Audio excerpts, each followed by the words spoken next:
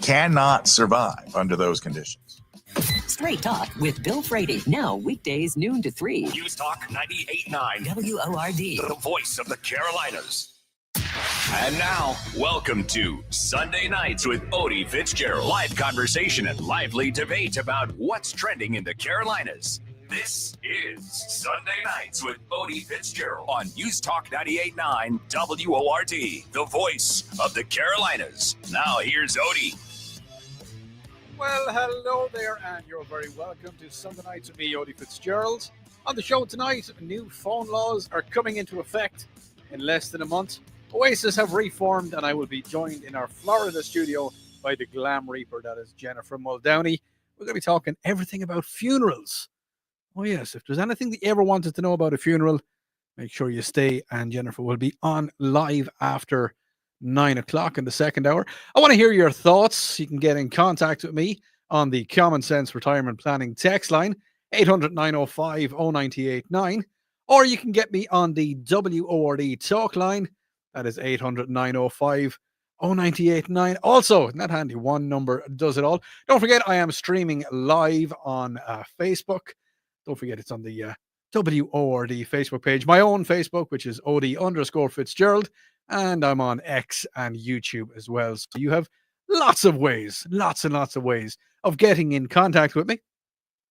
But first, and before I do anything else, I want to tell you that the facts and figures, the listenership numbers for the last couple of months, they came out, and wouldn't you know it, News Talk 98.9 WORD is the top, the absolute top of the pile. It is the most listened to radio station in the Carolinas. And that means that my numbers have also gone up. So I just want to say thank you so much.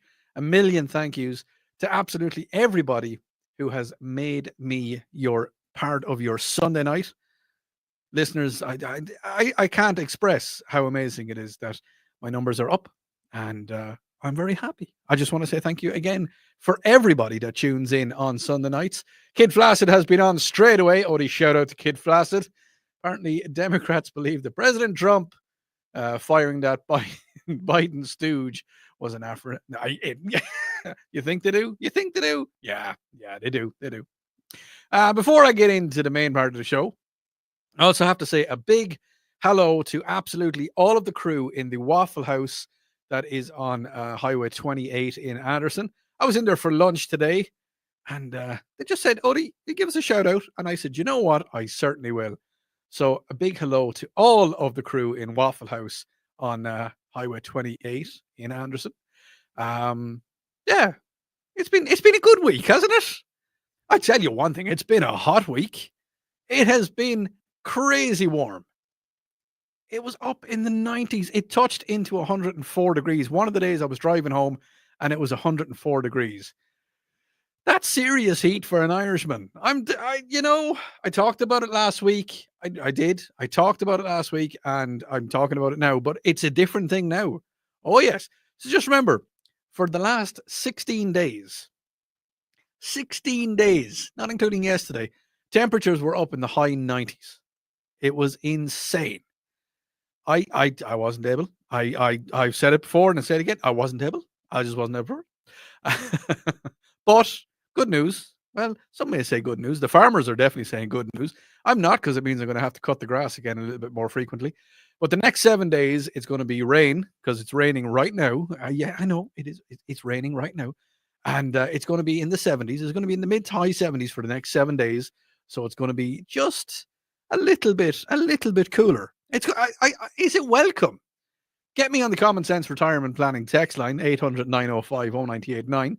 Are you happy that the weather has calmed down a little bit? Is it just a little bit more relaxed, and is it a little bit more to your liking? A lot of people I've talked to have said, I'm loving this. It's cooler and it's reminding me of fall, because for a lot of people, don't get me wrong, I like the sunshine, I like the heat, but for a lot of people, they love the fall. Let me know. Get your thoughts into me now. Let me know, what is your favorite season of the year? How has your weekend been going so far? What have you been doing? Did you get the back to school shopping done yesterday? Yeah, I was surprised yesterday.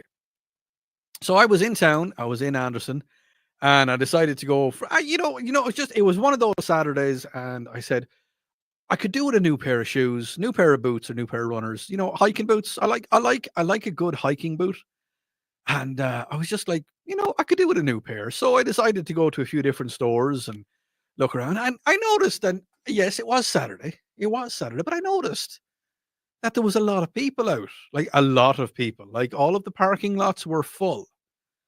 And I strolled on into one of the stores, looking around, didn't find any shoes that I liked. Did find a really nice Carhartt jacket. I do like Carhartt jackets. And it was on sale. And I just looked at the price. I was like, well, you know what? That's not bad. I walked up to the cash register, up to the till, and gave it to the girl, a lovely girl. And she said to me, that's a good deal. It's a really good deal. I said, yeah, it is. And she said, and you're paying no tax this week. I says, what now? She said, yeah, it's a tax-free holiday. It's the back to school tax-free holiday. So you don't pay any tax on clothes, and I think it's school items, clothes in particular, shoes. I think it was laptops as well. I could be wrong. Text me and let me know if I'm wrong. But it was cheaper yesterday. It was, as I say, no tax. But it kind of got me thinking. I wonder, would it be a big deal? I wonder would be something cool that if the government decided to step in, Uncle Donald, are you listening? If the government decided to step in, and just hear me out for 1 second on this one. There's a lot of cost. Now, don't get me wrong. Don't get me wrong. My little chip off the old block, my little boy, loving the bits. Kids are expensive though. And I'm just kind of just putting it out there. I know a few people and they come from pretty big families. And if you've got to buy, yes, I know there is hand-me-downs. I understand. I get that. But I also know that there's peer pressure. And there's, like kids will be walking in last year's Air Jordan. Look, I don't know these things. They'll walk in last year's pair of tennis shoes. And, you need to you'll be coming to you and like, mom and dad, I need to get the new pair of tennis shoes. And I don't want hand-me-downs this year. So that could be quite expensive. So I'm just thinking, what if the government decided to step in and say, well, you know what? If it's kids' clothes or kids' shoes or anything to do with kids, like, you have to buy stuff for kids that are like orientated towards children.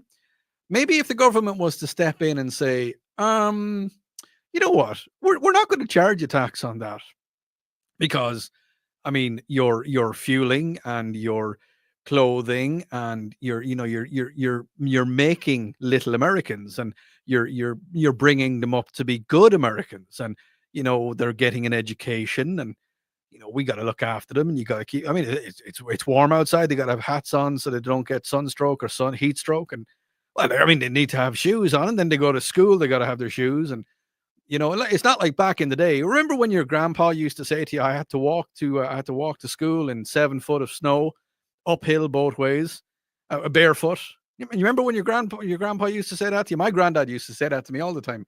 My granddad used to sit me down on his knee and he'd say, Odrin, because he used to call me Odrin. He'd say, Odrin, I used to have to walk to school. 84 miles I used to have to walk to school. It was uphill both ways, uphill on the way and back, and we had no shoes. And we had no shoes. We had nothing on our feet. But you know what? He said, you know what he said to me? He said we were happy. Oh, yeah. No shoes on your feet, but we were happy. When the government are listening, because they are, Sleepy Joe's not listening anymore. Uncle Donald, do something about that. Get the tax on kids stuff gone. Opened my eyes yesterday. Something to do. You're listening to News Talk 98.9 WORD. It is the voice of the Carolinas.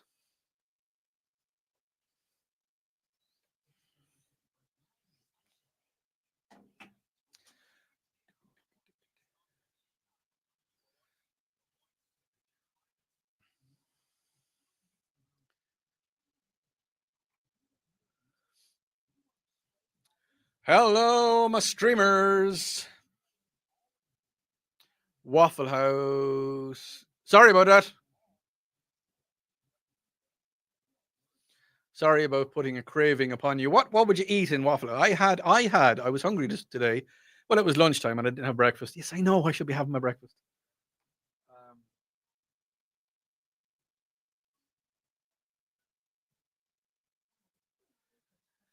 I had the All-Star breakfast, even though it was lunch, and it was lovely. And I got a peanut butter waffle. Didn't finish it. I didn't finish it. I brought some of it home, and I might eat it. I might heat it up tonight. You know, a heated up waffle isn't bad.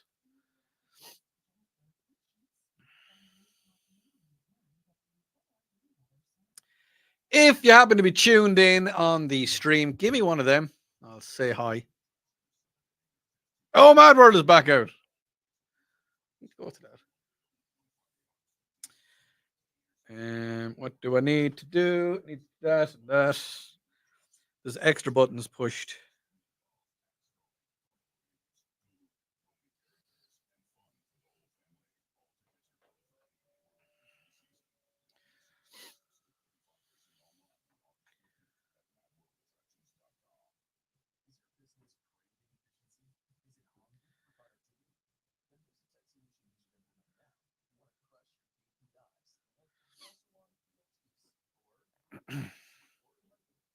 It's warm in the studio tonight. Well, it's cool enough, I suppose.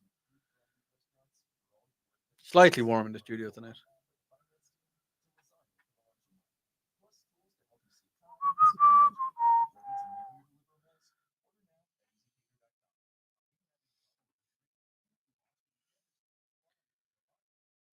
What?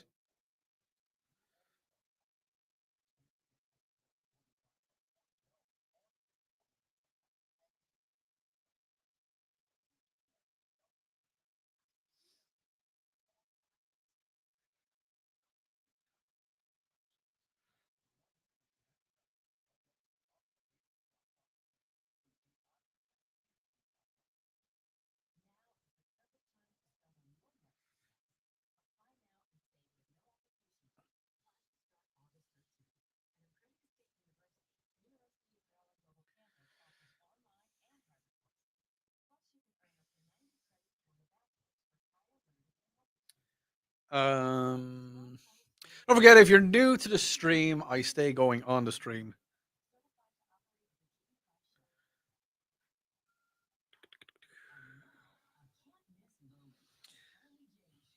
The world is spinning too far.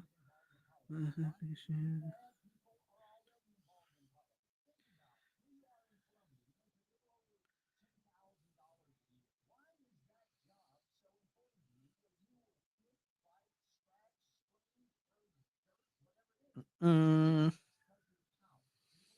Mm-mm-mm.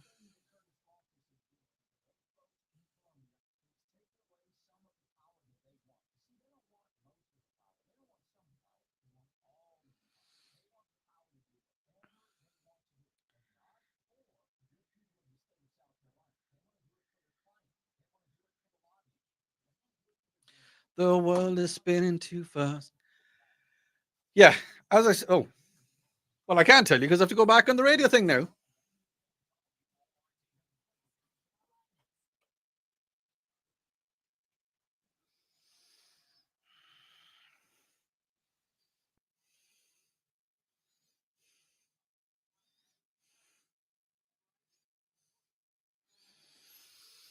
And you're very welcome back. Now, sad news coming from Montana. Montana's Attorney General on today has released the names of the 4 people who were shot to death in a mass murder that happened on Friday. It happened in a bar. The victims were Daniel, Nancy, David, and Tony. All 4 were residents of Anaconda in Montana. There was a quadruple murder that took place. Statement from the Montana Attorney General, Mr. Austin is it? Yeah, sorry, I can't get his second name. Kundesen, I think Kundesen, said that it was a former U.S. Army soldier, Michael Brown, who's 45 years of age. He's suspected in having killed the 4 people in the Owl Bar in Anaconda.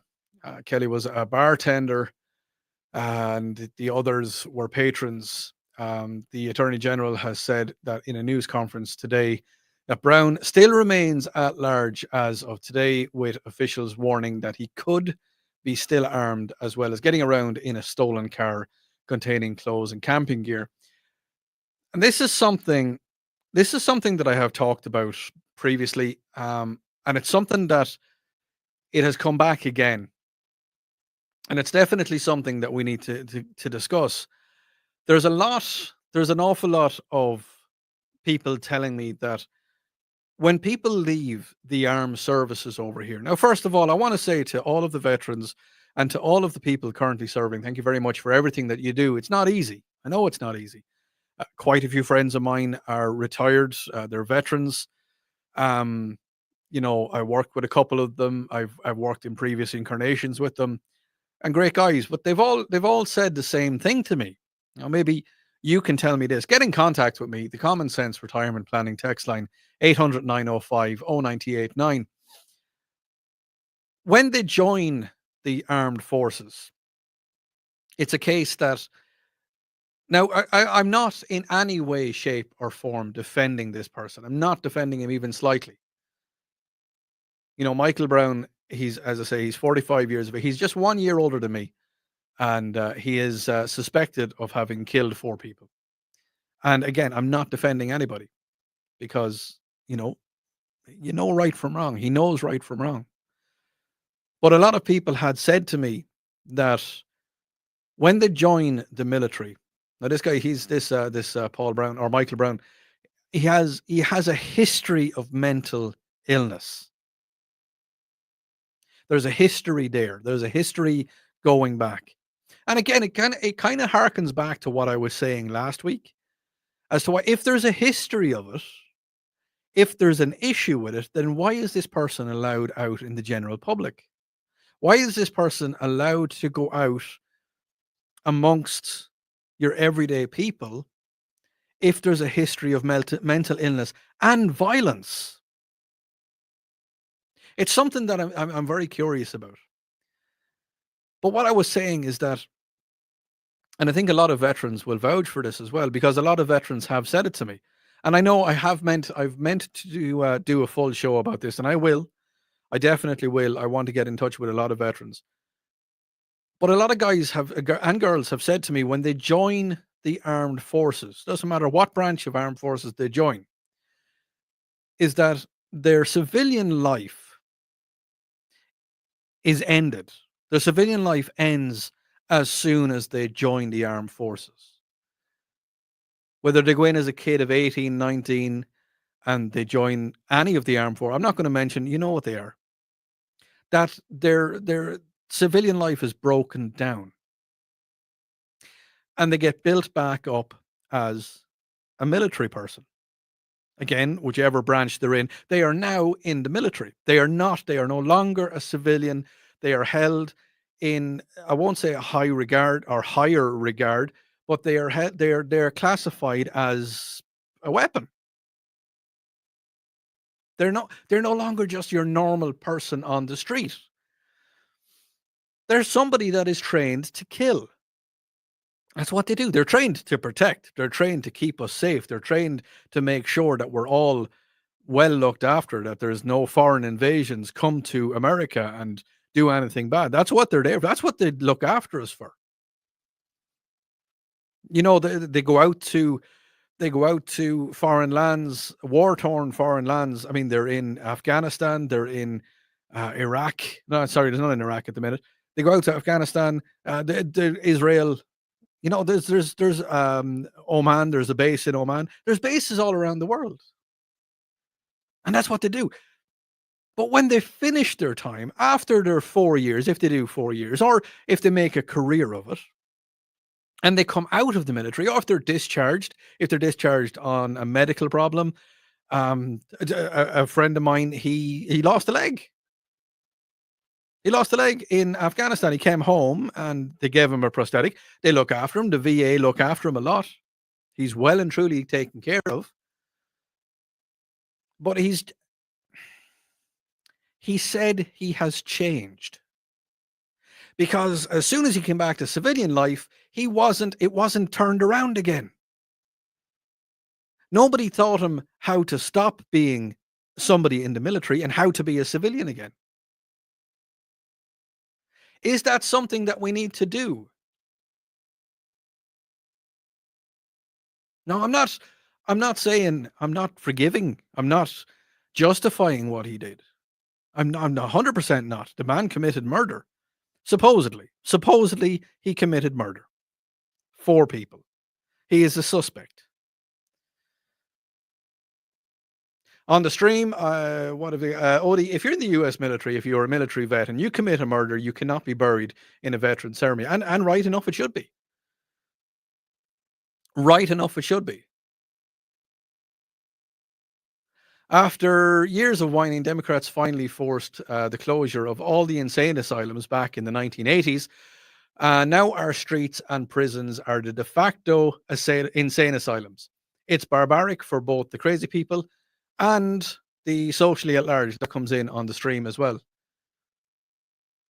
On the Common Sense Retirement Planning text line, Odi, it was a mistake closing all of the mental hospitals. I think it was. I think there's too many. I think that, unfortunately, there's too many people out there. And I'm not just talking about the military. I'm not. We discussed that. That's, I have discussed that. But there's too many civilians out there who are just not 100% right. I know a few of them. I've known people. I knew people back in my hometown in Ireland. There was a couple of people walking around and they were not, and it's the same thing in Ireland as it is here. There is nowhere for there. Now, here's the thing. Unfortunately, if they're the criminally insane and if they commit a murder or a crime or something heinous, then they're locked up. But if it's a case where they're just a little bit, if there's something not quite right with them, go out into the general populace and don't do any damage to anybody. That's not right. Now, I'm not saying we should bring back the insane asylums of old where heinous experiments were carried out on people. You've got your lobotomies and all that kind of stuff. No, I'm not talking about that. The best way to look after these people is to look after these people. If there's somebody out there that needs help, if there's somebody out there that shouldn't be out, if they shouldn't be out in open, if they shouldn't be out in the general public, if they're a danger to them, excuse me, if they're a danger to themselves, if they're a danger to society, then we got to look after them. We got to keep them safe. We got to keep them safe from harm. On the text, Odi in Montana, has nobody got a gun? We all know who to blame for that. Again, I said it last week here. If anything was like that to happen, it wouldn't happen because it wouldn't escalate that far. The guy outside Walmart who stabbed 11 people, it wouldn't escalate that far because Second Amendment. You know it and I know it. If somebody was to threaten your family here, down in South Carolina, in North Carolina, in Georgia, you wouldn't stand for it. You would not stand for it. It wouldn't happen. I think something needs to be done. These people that they need to be looked after. They need to get help. You're listening to News Talk 98.9 WORD. It is the voice of the Carolinas.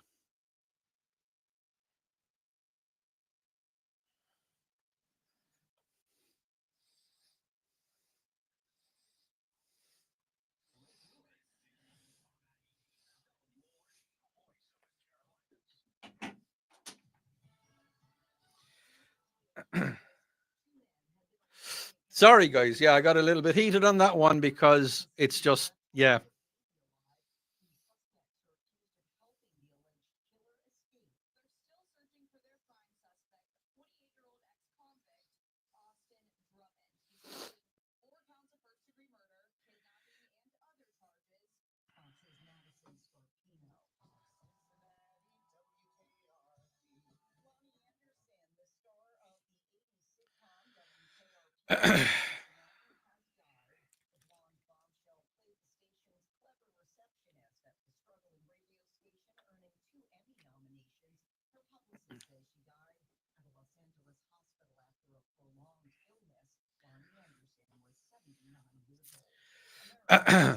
Now, so as I was saying previously on the show, sorry, yes, I get distracted. I've noticed there's stuff I need to do.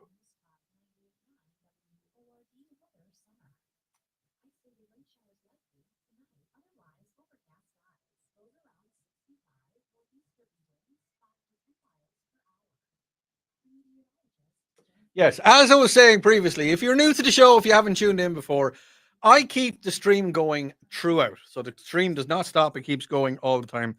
There's always something happening. So when I have my headphones on, that means we're on the air live. Well, I am live still. Headphones are on, I'm on the air, and I'm talking to everybody out in Radio Land. And when I'm, headphones off, I'm just chatting to you, and this is show exclusive to you. So it's kind of like, sometimes people say that there's two shows happening all the time, that there's the radio show and there's the stream show, and they combine, they go together. So sometimes we have two completely different shows happening. We've got the stream show and we've got the radio one. So if there's anything that you want to talk about, get it into me on the stream.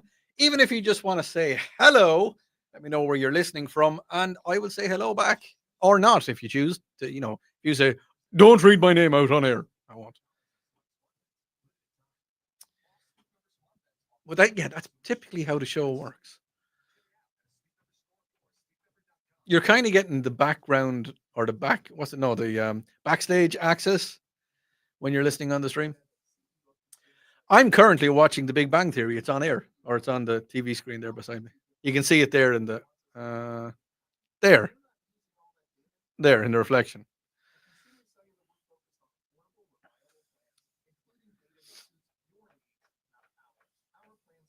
The Littlest Hobo was in my head. Have you ever watched The Littlest Hobo? That's been in my head all day. You know the song? Hair's getting long again, thank God. I was bald for way too long.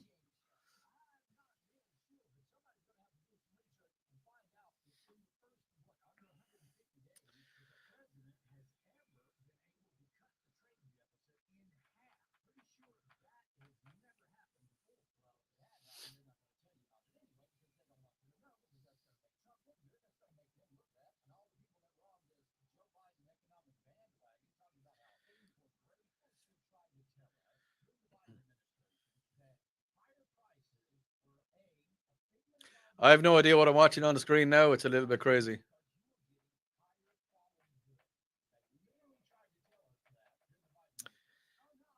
I'm going to be talking about the changes in the law next. So let me know. Let me know your thoughts. See, this is the background stuff. Let me know your thoughts on the change of law where you're not allowed to have your phone in your hand while you're driving. Anybody listening back in Ireland, they've been doing this for quite a while. And yes, I got a ticket for doing that in Ireland. That was 13 years ago, 14 years ago, I think. Longer. It was longer. It was about, that was nearly 20 years ago. I got a ticket for doing that. It was 20 years ago. Oh my God.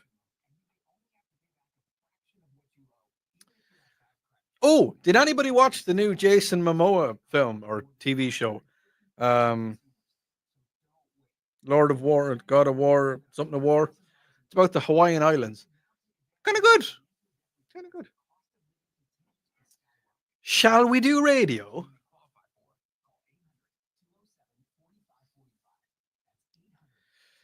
Eh.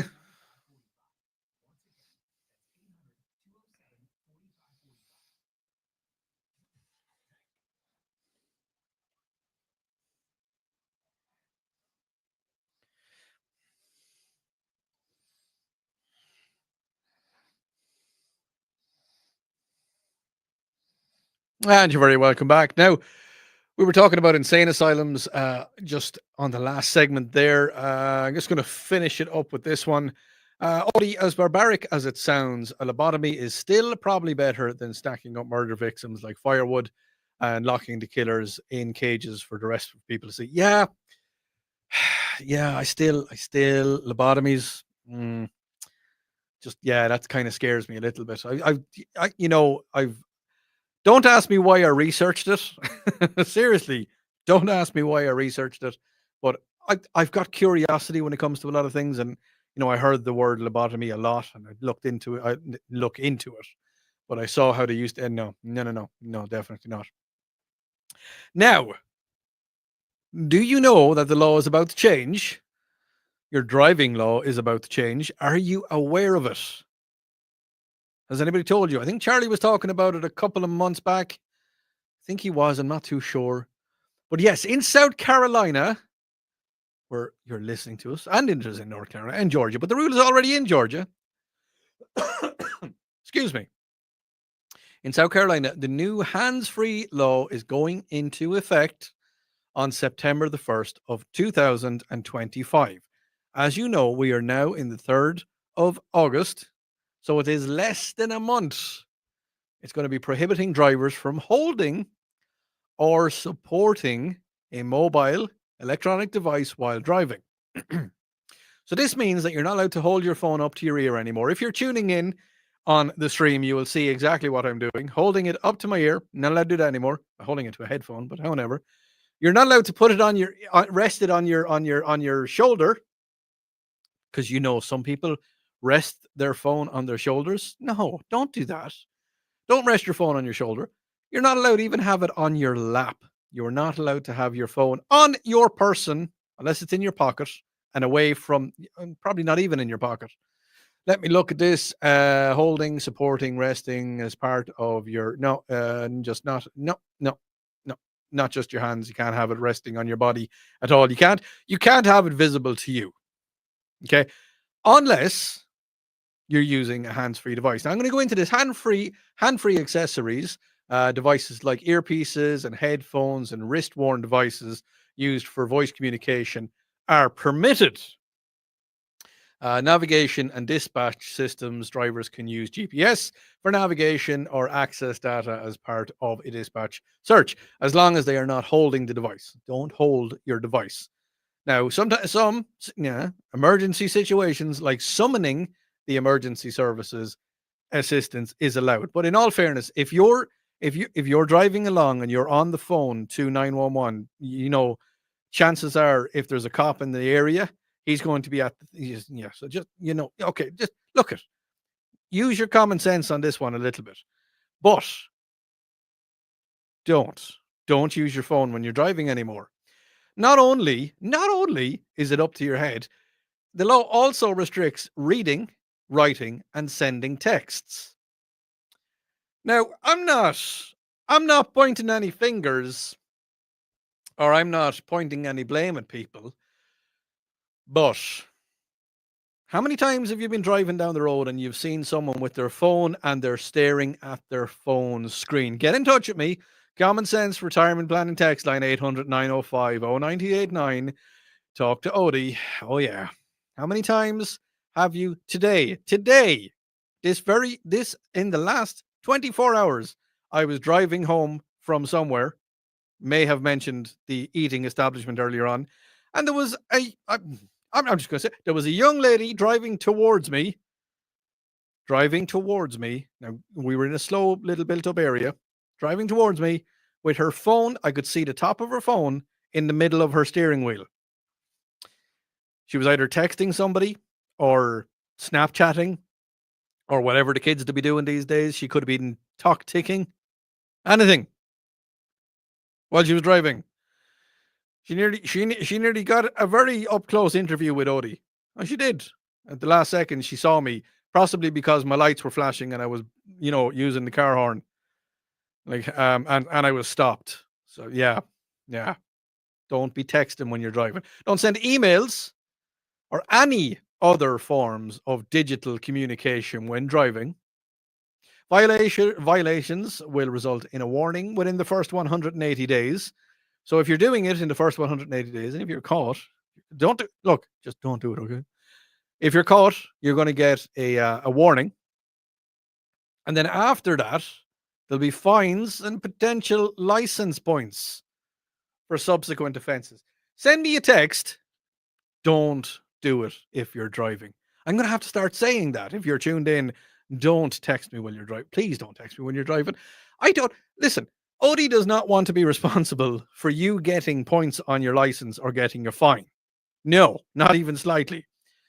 Pull in, park your vehicle, then send your text. Or, which could lead to some very funny text messages, because I use it on my car. I have the Siri on my phone, Apple CarPlay. I have the Apple CarPlay on my car, and I will send messages to people. And see, here's the thing. You may find this funny, is that Apple CarPlay doesn't really understand the Irish accent. I know. I was shocked and stunned myself. But the Apple CarPlay does not really understand the Irish accent. I believe that there's some other accents. I think the Pickens accent, I don't think they can understand that either. I know some parts of Georgia, they can't understand that. Yeah. My wife's accent. Yeah, she has trouble with Siri. She's got the southern drawl.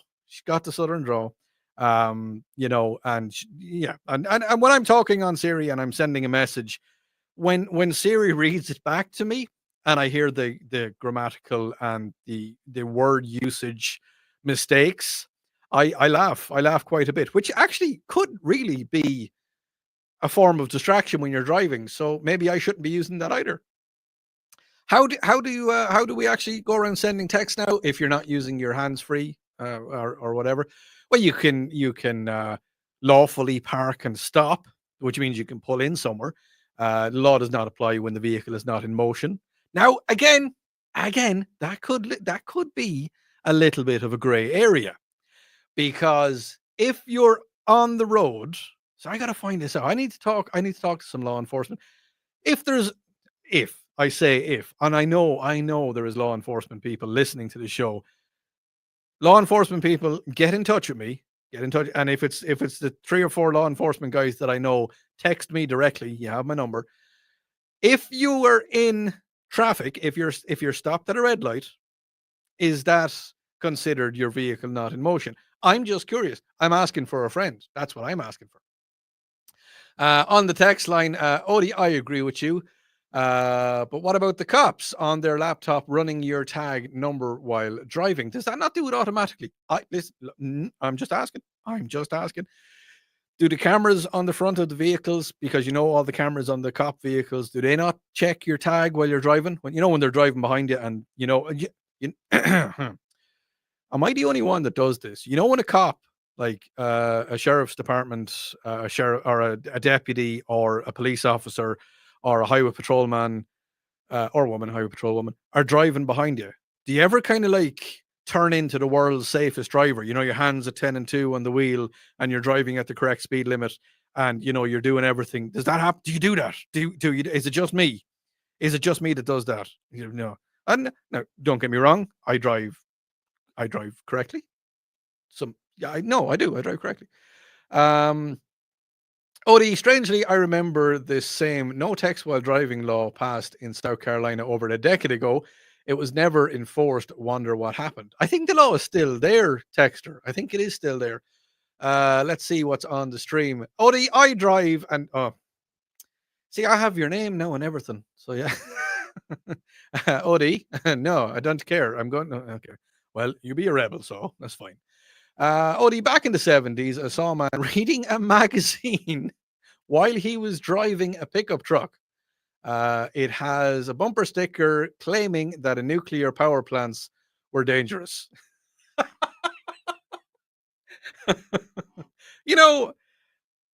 All right. Okay. I can't believe I'm going to say this. I really can't. What is the craziest thing that you have seen somebody doing whilst driving? Now, please remember, as we found out last week, there is younger children listening to the show.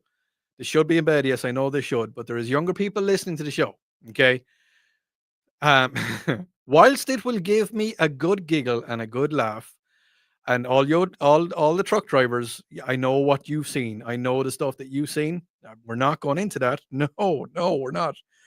But text me in the strangest thing that you have seen whilst driving somebody else doing. I'm curious about that. Like reading newspapers, and I've seen people putting on makeup, males and females. Yes, yeah. I've seen people shaving. Yeah. No, I've seen. Listen, I've I've traveled a lot around the world and seen a lot of crazy things. Lot of crazy things. Some of it has scarred me for life. You're listening to News Talk 98.9 WORD, the voice of the Carolinas.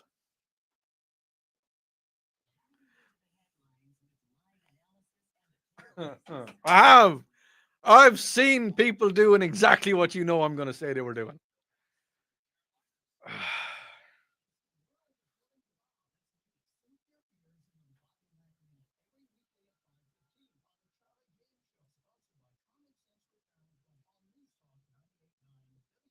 I have. I've seen people doing that. Yeah. On the stream. If you're tuned in on the stream, then you know. If you're tuned in on the stream and you haven't done it already, give me a thumbs up. I'll know who you are and I'll know who's watching, because I can see that there is quite a big number of people watching, and a lot of people have said low already. But just give me a little bit of one of them.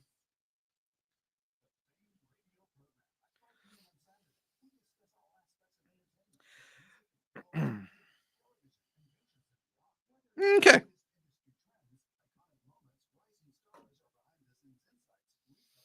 Tori, how are you?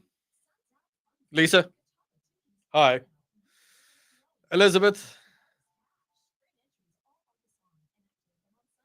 Special message is going to go out now. A very special message to a young man. He knows who he is. Hey, monkey. Hey, monkey. What are you doing? He knows who he is. What are you doing, monkey?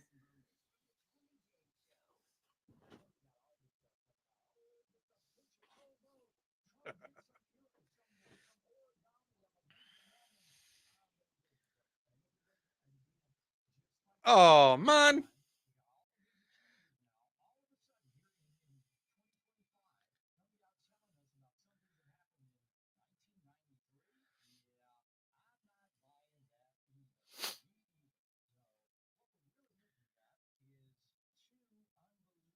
What?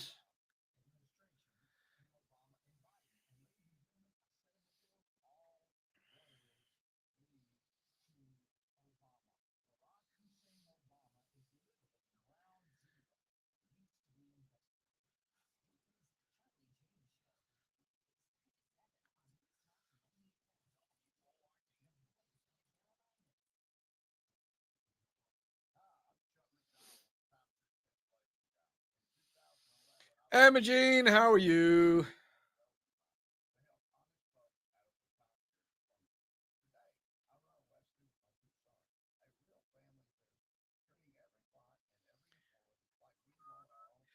Yeah, so I was talking, if you've only just joined the show, I was talking a few minutes ago about the strangest thing that you have seen whilst driving with people doing in a car. Keep it clean. Keep it clean. The text line. Yeah. Yeah.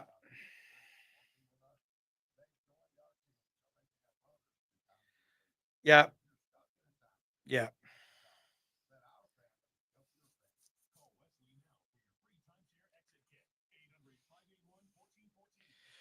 Shall we do radio?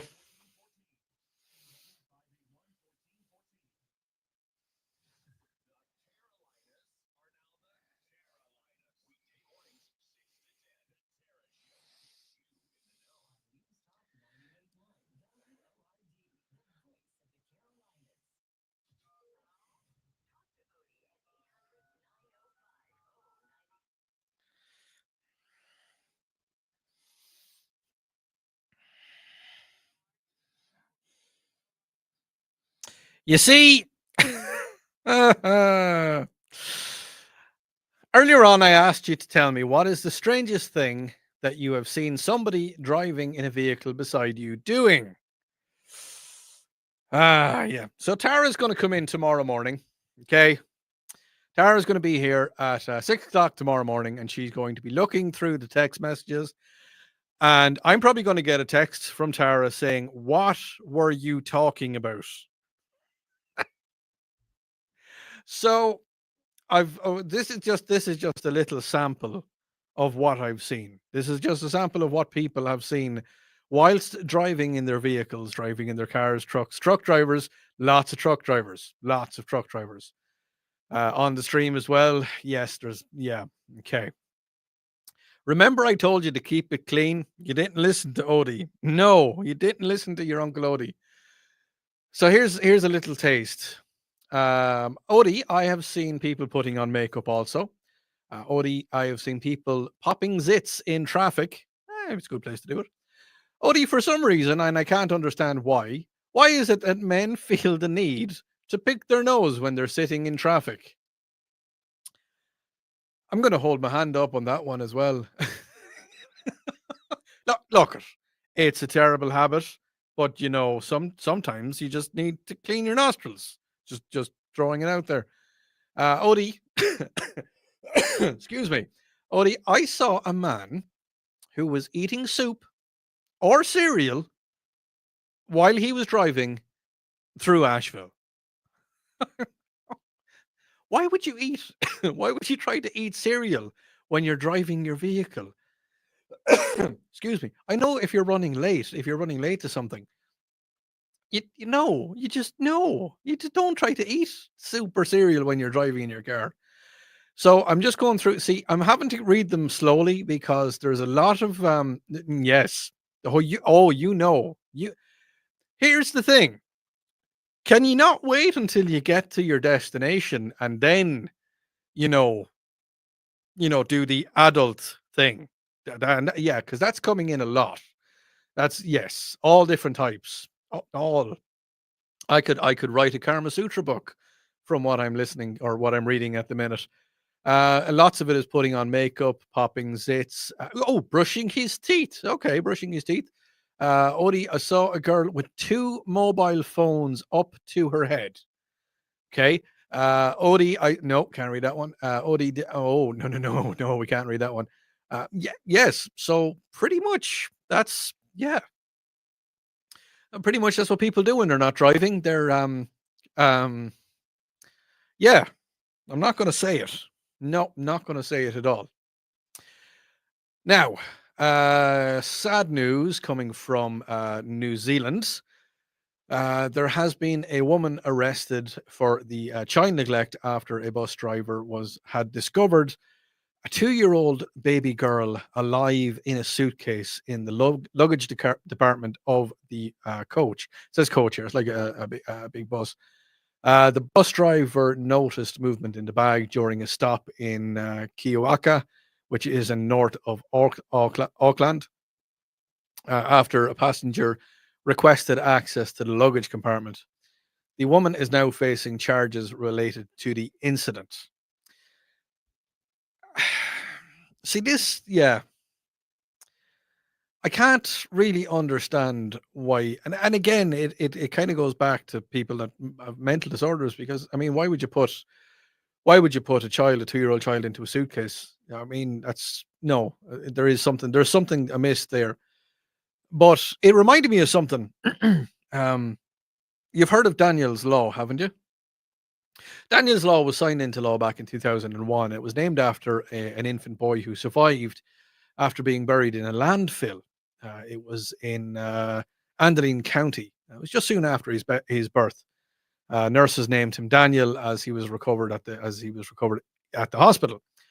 Safe Haven for Abandoned Babies Act, known as Daniel's Law, was enacted to prevent this kind of dangerous activity often fallen victim to small little kids that I'm just going to put it out there that were unwanted.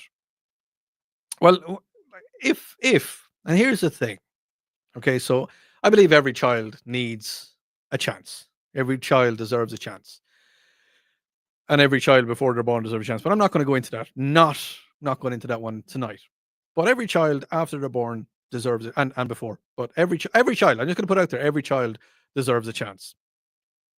So what Daniel's law does, okay, so you may not be aware of this, and maybe if you're listening tonight and there's something is about to happen and you're worried and you're nervous and you're a young girl or an older lady, yeah, I don't care what age the girl is. If you go to one of your if you go to a healthcare provider, or if you go like after the child has been born, you may not have been born in a hospital, may not have been born in normal circumstances. There's lots of places you can go and hand in a child if you need to, if you really need to. A church, a doctor's office, a hospital, fire department, police department, sheriff's department.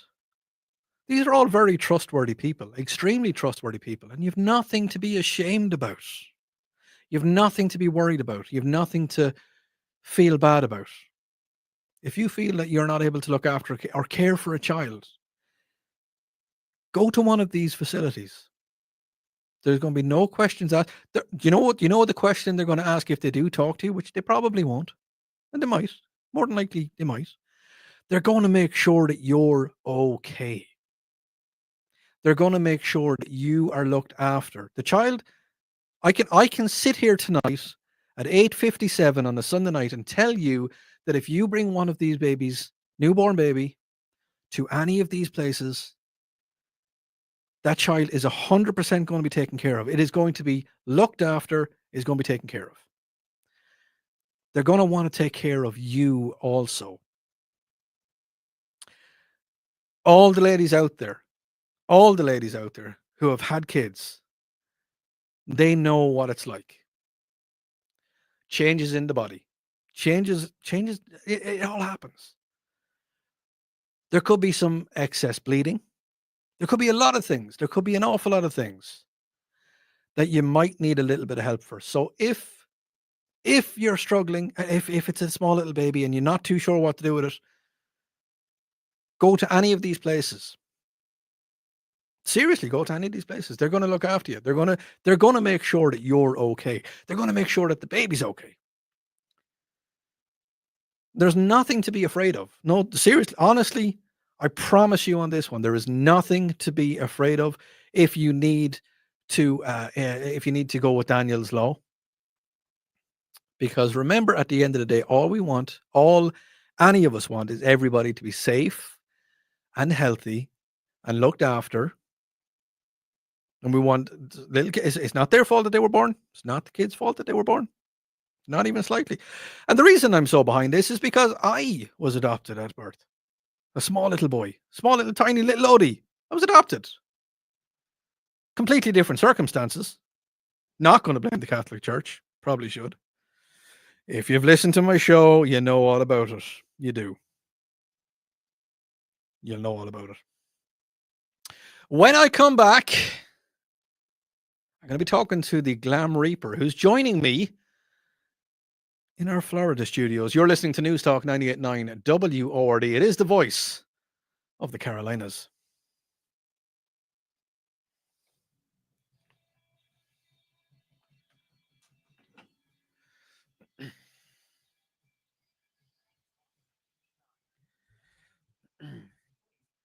All right, streamers, you may see somebody else coming on my screen very, very soon.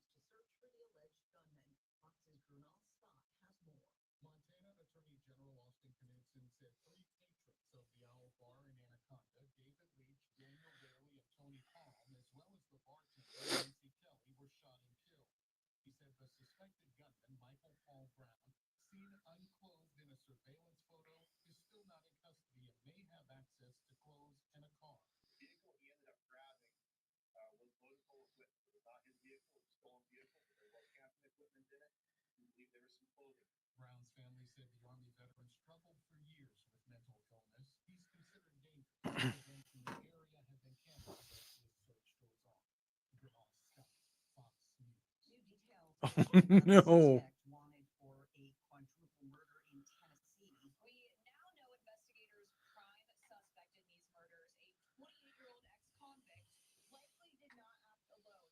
They're still searching for their prime suspect, Austin Drummond. And just hours ago, the reward for anyone with information leading to his arrest increased to $17,500. He's been hiding from police since Tuesday when investigators found a 7-month-old little girl alone strapped in a car. Well, hello there. Let me just bring you onto the screen. Well, how are you? I'm good. This is tiny. I can barely see anything. I should have done it on my iPad, maybe. So don't forget you're live to all of the streamers. There's quite a few. That's fine. Hi, everybody. So everybody, if you're joining in, if you've just tuned in on the stream, I am being joined by the Glam Reaper. There's no need to be afraid. There we go. We can see her in full profile or full. There you go. So yeah, the Glam Reaper is going to be joining me live on the air, and we're going to be talking all things death, funerals. The We're not going to talk about murdering people. Well, maybe. Look, it depends on how late the show goes. I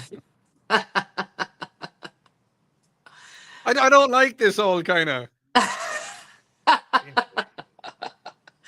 Oh gosh, trust me, I am all buttercup and I'm too soft for my own good, to be honest. But anywho, here we are. And yes, on the stream, if you're listening, you will realize that the Glam Reaper, even though she's joining us live from our Florida studio, is not actually from Florida. No. And we shall talk more about that in a couple of minutes. Yeah. Should I be able to see anything else or anybody? I can just see me and you. Is that normal? Yeah. That's fine. That's fine. There's loads of all the comments will come in. I'll be able to read them out to you. Okay, that's fine. I just wasn't sure if I'm supposed to be doing whatever. Excellent. Excellent stuff. Oh, I think I just got some lightning. Oh. Well, if you disappear, I'll know what it was. Yeah, let's hope not. I'm still getting used to my Florida storms, so they're definitely not like we're a long way from Dublin, Toto. We're a long way from Dublin, like, you know. But it's fun. I like it over here because it's very warm and it's very sunshine, and you know it's not always raining, like, you know. I have at least 10 more freckles, so you know.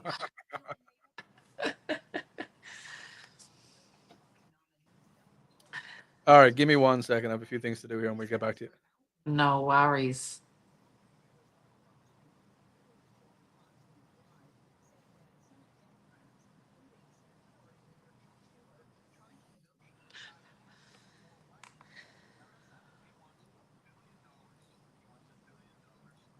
I'll let you listen to the news. Fund programs. That's what he did to kill it. President Trump accused Schumer of the same thing in a post on Truth Social, while Schumer himself says Republicans are doing more harm with their nominees. Who's hurt the most when Republicans go at it alone?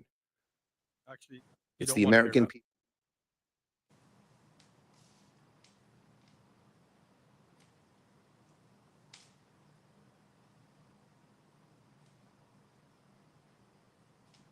Burrows said if there's no quorum, all options will be on the table. Jill Nato, Fox News. After negotiations on President Trump's nominees fell apart, members of the listening to what we were listening to. You watching yourself?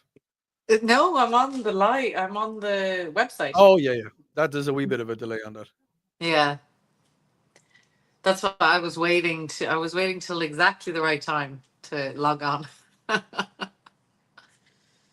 I was listening to your tantalizing conversations before it. Okay. Well, some of them. I was actually on the phone to back home before that, so I was yapping away.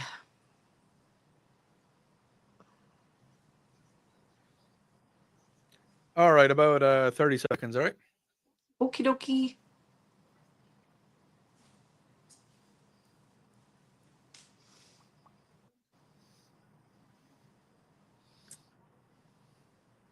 Experience or transfer up to 12 credits toward a master's. We offer affordable tuition and online and hybrid courses. Classes start August 13th. Apply now and save with no application fee. Learn more at umgc.edu. Certified to operate in Virginia by Chev. And now, welcome to Sunday Nights with Odi Fitzgerald. Live conversation and lively debate about what's trending in the Carolinas. This is Sunday Nights with Odi Fitzgerald on News Talk 98.9 WORD, the voice of the Carolinas. Now here's Odi. Well, you're very welcome back to the second hour of the show. I've got a massively packed hour for you coming up. We'll be talking a little bit about superstitions and do you believe in the zodiac? Yeah, look, you know exactly what I'm going to say about that. But joining me live now, right from our Florida studio, down in the heat, because I've been told it's very warm down there. Remember the heat that we had last week? Well, it's still in Florida, and if not hotter. Well, you're welcome to the show. It is, of course, the Glam Reaper, Miss Jennifer Muldowney. Jennifer, how are you? I'm good, Odie. How are you? You know, I can't complain. The weather has gotten really cool up here in South Carolina, so it's absolutely beautiful. It's lovely. Very it's jealous. lovely. Very jealous. So, I could do with a bit of Irish weather at the moment. yeah, and that's the thing that some people is going to realize straight away. They're going to be like, Odie, you're talking to somebody in Florida, but they don't really sound like they're from Florida. And your job as well, it's not really something that would be normal for an Irish girl living in Florida. Tell you what, tell me first how you managed to get all the way from Dublin to Florida.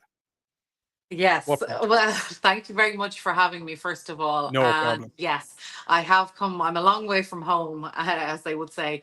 And I came via New York, and we've expanded into Florida, which is very exciting. So, but yeah, how I got to being called the Glam Reaper was actually thanks to the British media, which when my first book came out, they put a giant my face took up a whole newspaper page, and they called me the Glam Reaper, which up until that point I was known as Dead Girl. So honestly, the Glam Reaper was an upgrade, which I took, and we now have a podcast and whatnot. So but it is. What do I do? I guess is the start of it. Yeah, so I mean the Glam planner. Reaper. You're not going to be called the Glam Reaper for someone that just walks around and saying hello to people. So am I right in saying that you're a funeral director? Is that what? Am I right in that? No. So actually that happens a lot.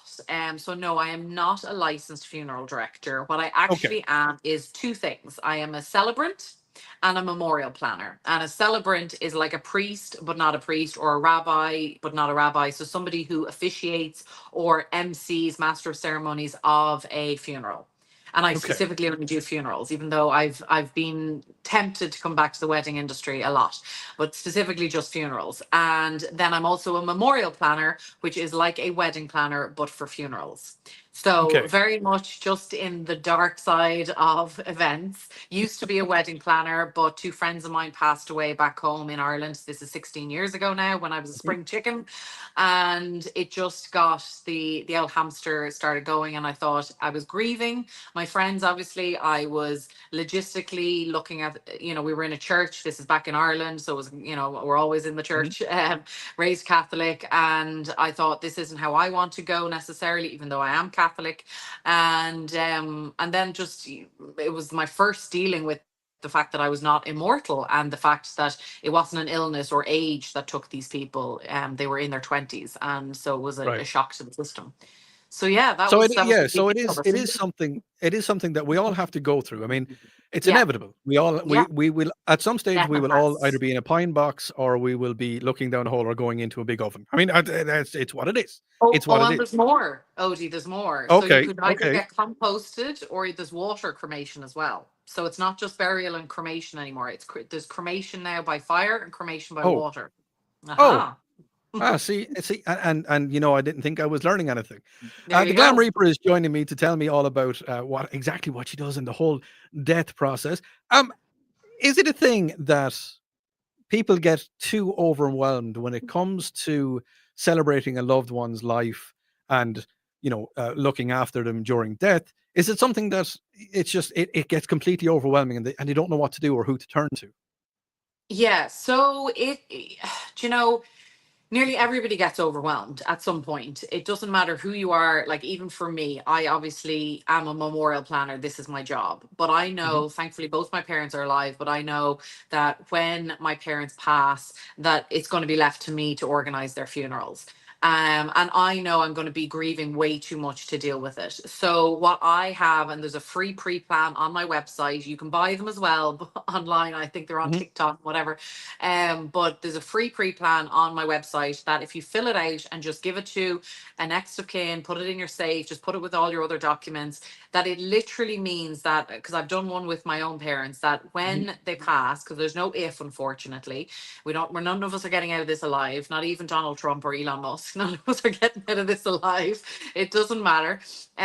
Is that you have this information in this document, and all you have to do is hand it to the local funeral director or memorial planner, and they will take care of everything. And that is just, to me, that gives me such a sense of comfort in a time that I know I'm just going to be beyond myself with Mhm. grief. Mhm. My mum is like my best friend, my dad too. Like, I will be lost. And obviously I'm in America and they're back in Ireland. So there's like that whole thing as well, like repatriation. I've my own plan done. I've had it done since I was in my late 20s. Yeah. What do I want done with my body? Like, what do you want done with your body? Do you want your body to be brought back home to Ireland? Do you want to be cremated here? Do you Well, want water? I'll tell you what I would love. I really would love it. It's something. Now, yes, I do want to be cremated. It's something that I've talked to my family about. But I'd love to get that Viking cremation I, thing done. You do remember you know what? out on the longboat. Set fire to the boat and I just watch. knew you were going to say a Viking funeral. I just knew it. I swear to God, I have this intuit. Yeah. I knew it.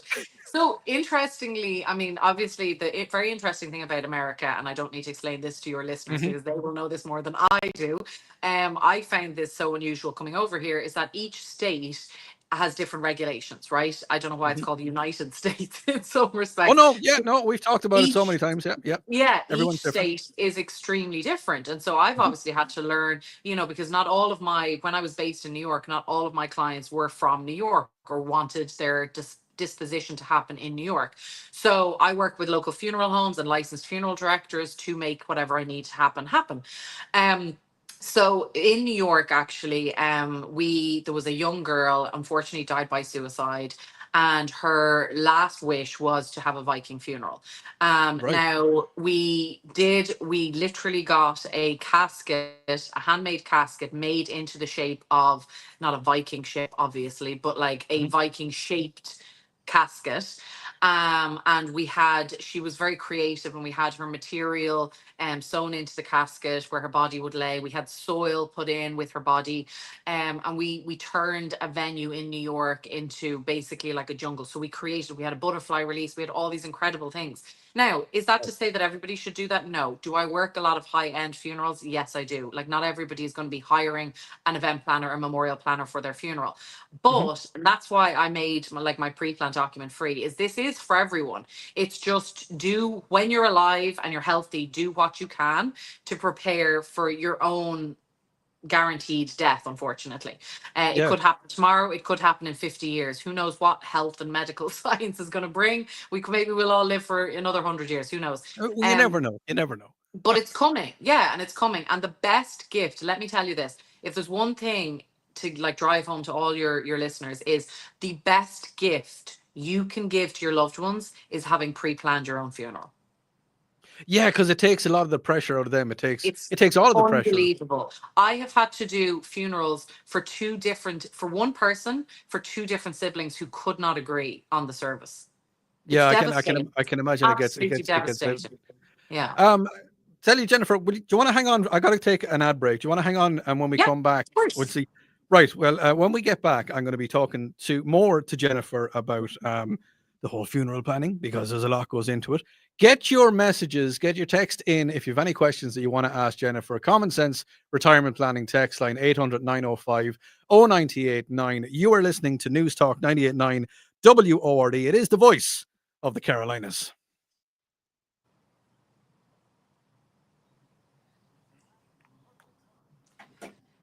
I'll chat all day. That was perfect. It'll be trying to get me off. You'll have to wean me off. Okay, we're shutting her down now. Shut. Mute. If you're on the stream, guys, if you want to ask Jennifer a question, then get your questions into me, and I will put them to Jennifer, and we will chat when we get back from the ad breaks. Ask me all the questions. So yeah, Odi, I'm going to send you after this. I'm going to send you my pre-plan, and you better fill it out. I actually have a short one and I have a long one for people who procrastinate too much. A short one will at least help. That's fine. Yeah, because we all have shiny penny syndrome, where we just get, filling out a 40-page document isn't exactly on everybody's cup of tea. No. But so have you ever like, this is we'll do this is just for the stream, obviously enough, but have you ever had funerals that you just, I won't say that you didn't want to do, but you didn't think was ethical? No, because I wouldn't do anything. I would never do anything that would harm another person, or that I feel like wouldn't bring comfort. It wouldn't be. Yeah, I will turn down, I will tell you. So I believe that funerals are both for the living and for the dead.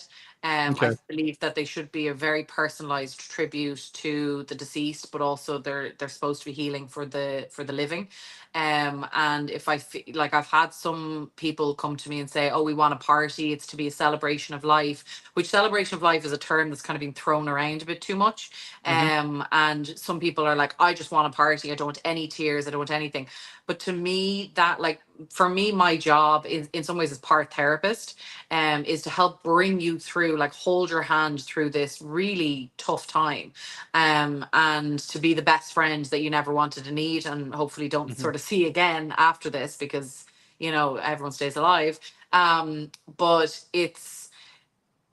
having just a party takes away from the fact that we also need to mourn the loss of this human being. That is kind of true, isn't it, guys? Like, yes, you're celebrating their life, but also it is that grieving. I mean, how many steps is it? What, 7 steps of grieving, or 5 steps?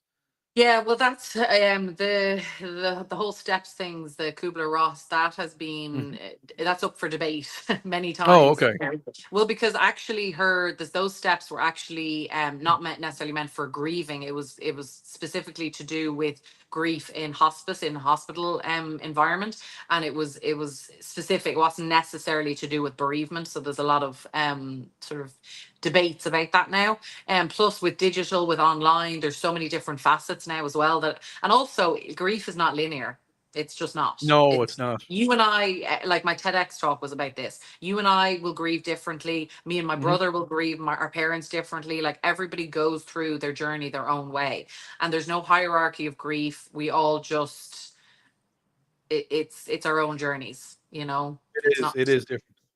All right, we're coming back in about 30 seconds. Okie dokie.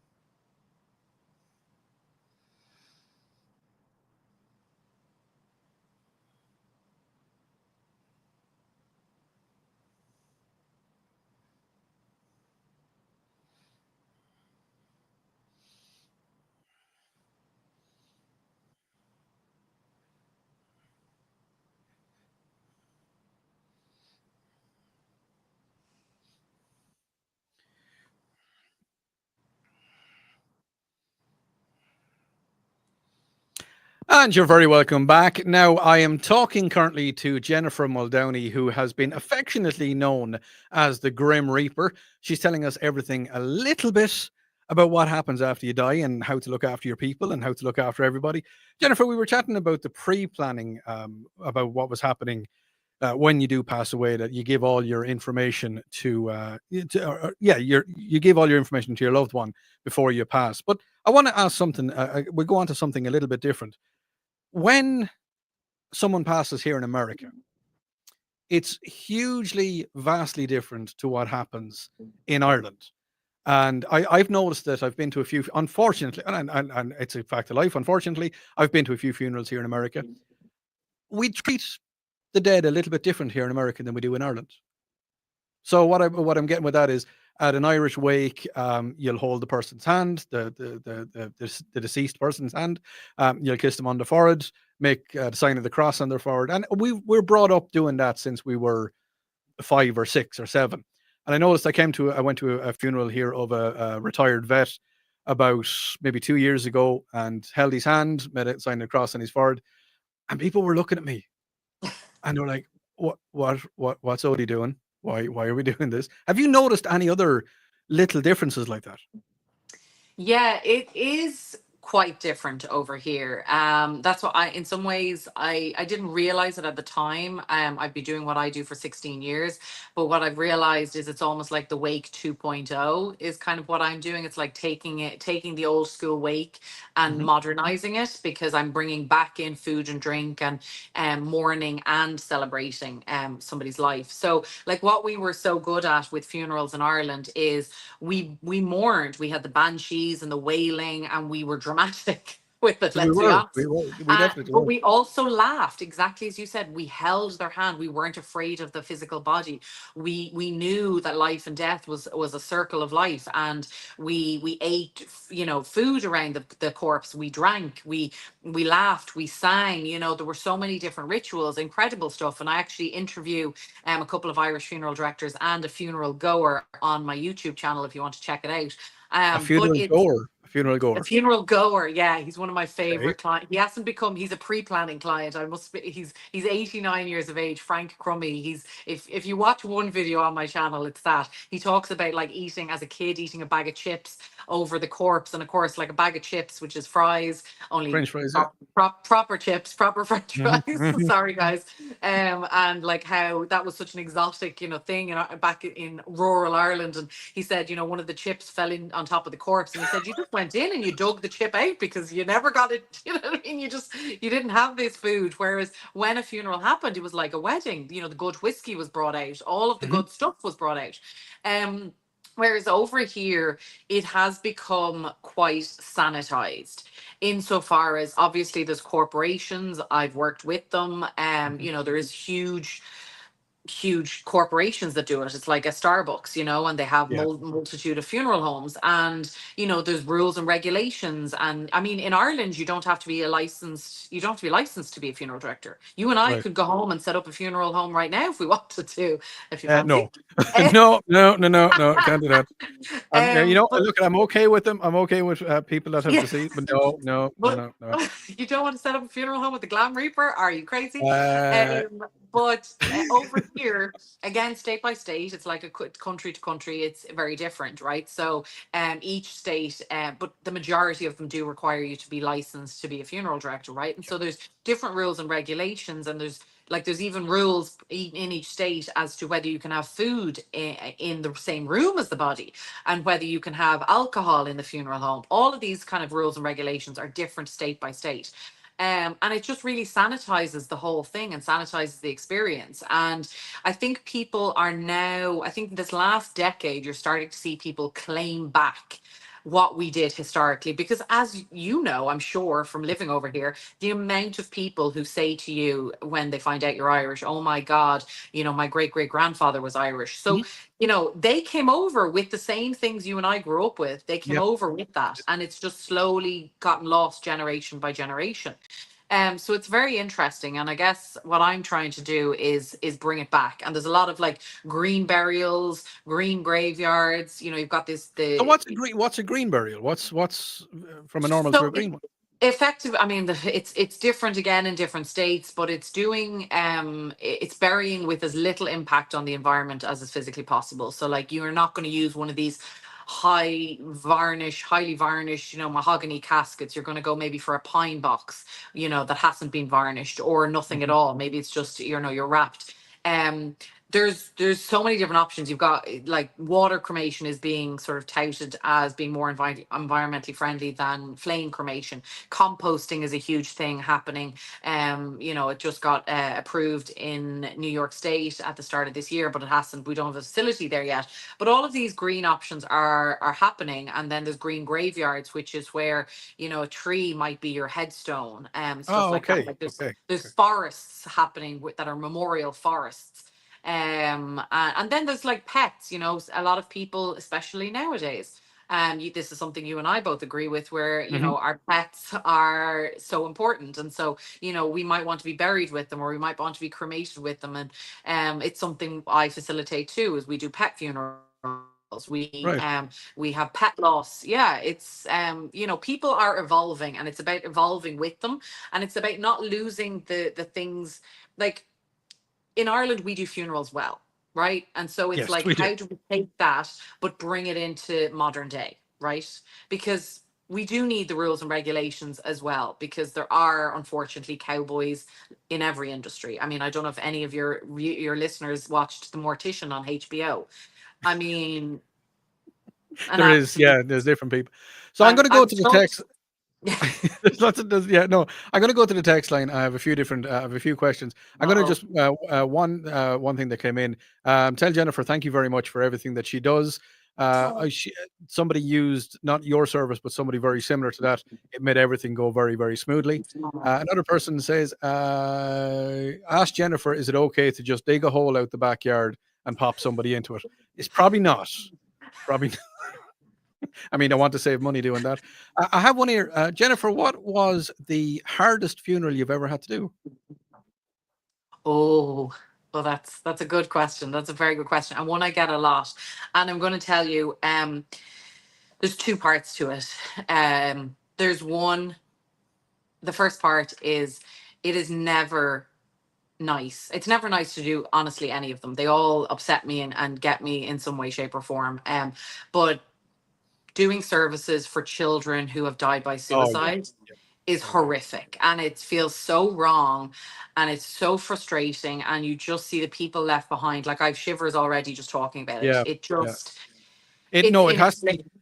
It's Yeah, inexplicable. from everything that I've like from funerals I've gone to and from different services that I've seen, I'd say that definitely has to be. It has to be Yeah, up there. It has to be the it's hardest one. just, yeah, it's just you can't explain it, and you just, the heartbreak that you Yeah. see in parents and siblings left behind. And it's just, and I will say this, and this is another topic, but I want to finish this question, Mm. is there is such a thing as dying from heartbreak. I just want Oh to say no, that there is. that is No, that definitely. is absolutely fact. I 100% believe it. I've seen it. No, But it is right, so definitely. everybody would assume that I would say children, and that is absolutely heartbreaking, no doubt. But and a lot of people will sort of say, "Oh, you work in this business, you must be, you know, an ambulance chaser, or you must be heart of stone." And I'm Oh like, Lord. if you met me, I am the smushiest, squishiest. Like, I cry Nicest at the person drop of a ever. Yeah. hat, right? But And Jennifer, so, unfortunately, I'm gonna have to let you go very, very soon. But how can people get in touch with you I before we wanted have to to? say my worst I, funeral. I, I know, but I've got. I tell you what. I tell you what. What you could do is hang on during the break, and if everybody goes and checks out the stream, we will stay chatting for a small while. I have to go to the news, unfortunately. I hate to do this, but how can people get in contact with you? How can people get in contact with you Uh, if they want? Check me out on social media. If you just Google Jennifer Muldowney, the Glam Reaper, you'll find me. My website is muldowney.memorials.com. Okay, so if you're listening in, you can head over to the stream. We're going to stay chatting for a couple of minutes because, yes, I know Jennifer has a lot of stories and she wants to get them all out. And you never know. We may just do a podcast. I may get her on mine, or she may ask me to come on hers. I don't know. We'll figure that out. We'll keep talking. I'll keep talking to Jennifer. But for now, we're going to go. We're going to take the news. You're listening to News Talk 98.9 WORD. It is the voice of the Carolinas.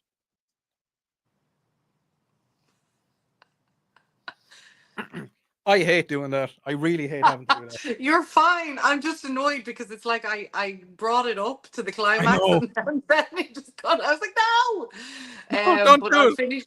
I'll finish it for those who Yeah. are on the stream. So everyone assumes that it's going to be a children, and as I said, that is like gut wrenchingly heartbreaking. It's just unbelievable. But The ones that actually, my God, is there was one particular one. It's usually old people. So there was Oh, one particular one where this couple had been married, had been together for 70 years. for 70 years. 70. Wow. And he came to me after the funeral and he said, Jennifer, he said, I just don't know what to do. The man did not know how to feed himself. He was like, I don't know how to work the microwave. I Being don't looked like after. Yeah. my heart. Whenever like I am just such a smush ball, it's like, can you imagine waking up with somebody for 70 years and suddenly they're gone? Like you've lived, you don't really know how to live without them. And suddenly you have to exist without them. It's just, oh my God, I can't. It's yeah, old people have my heart and my soul. Sorry. Yeah. No. When my granddad passed, and actually when my grandmother passed, and the listeners know about this, is that she passed when I was going through my green card application, so I couldn't leave the country. So that Oh, was that absolutely killed me. And I was in. Everybody knows that I was back in Ireland. Three no, nearly 3 months ago now at this stage, and going to the grave 2 years later. yeah. That's one of the ones that gets you every time, and it's just Well, it is hard. I will say this. So my grandmother passed away when I was actually living in the US. I was in DC for 2 years, 20 years ago. And my Right. grandmother passed away and I was due home to Ireland 2 weeks later. And she Oh no. passed away. And I was on my way to Miami to run the Miami Marathon that weekend. Her funeral was while I was running the marathon. And this I genuinely I wasn't in the funeral space at the time. I was Yeah. working in an Irish bar in DC. And to this day, I still, when I go to her grave, cry. And I'm convinced this is why I'm actually so passionate about having some sort of a funeral service. Like some people think I'm trying to do away with services, but I swear people don't listen. I'm like, no, no, polar opposite, because I firmly believe that having a service in whatever it is, however big it is, however small it is, however much money you put into it, doesn't really matter. It's Mhm. having some sort of a service for your loved one allows us to start. It's like a blueprint to start the healing process and grieving, because I like my grandmother's death has hit me like no other. And I think it's because I didn't get to go to her funeral. I remember running the marathon and her Yeah. funeral was happening at the same time, and it's just, it's killer. It's absolutely awful. So I'm sorry you had to No, it is. Yeah, go it through. is. It literally was the hardest death that I've ever had to deal with, apart from Yeah. my dog. And we no, we're no, we're not. We're not. I've got to finish the show. I can't go down there. I cannot go Best down not there. go. You can get me on No, again and we'll chat pet we loss. will. We will Anyway. definitely chat about that. Jennifer, it has been an absolute pleasure. Well, no, it has been a pleasure talking about sadness, but it makes sense. It makes sense. At Thank you least I so much. talk about it in a jovial way, right? Yeah, no, and I think that's the best way to do it, is to talk about it. Um, I'll Thanks be for in having touch me. very, very soon. Thanks for coming on, and we hope you stay safe, and we'll be talking to you very soon. Thanks very much, guys. Thanks. See Bye. ya. Thanks. Bye-bye. Bye.